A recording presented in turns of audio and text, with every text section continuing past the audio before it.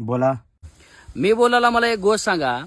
एवढ्या मोठ्या ब्रह्मांडामध्ये मुंगी एवढी आपली पृथ्वी, पृथ्वीमध्ये एवढे देश, देशामध्ये आपलं भारत देश, भारतामध्ये आपलं महाराष्ट्र आणि महाराष्ट्रामध्ये एवढे सारे लोक, त्याच्यामध्ये ते 3 पागल लोक जे देव नाही म्हणालेत. मग ह्यांचं राजकारण सुधारण्यासाठी एवढं मोठं ब्रह्मांड सोडून देव प्रकट होईल का?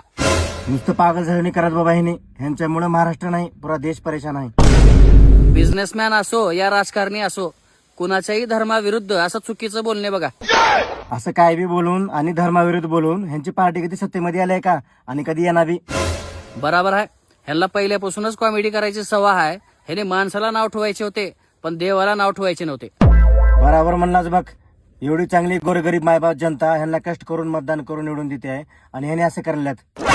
तुम्ही तर बोलूच नका. काल जनता पागल आहे म्हणलो आणि आज गोरगरीब आहे जनता म्हणला.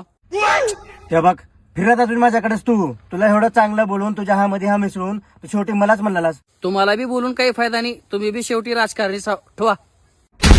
अरे ह्यानं पहिलं चांगलं बोलता बोलता नंतर काय अडवणी करते की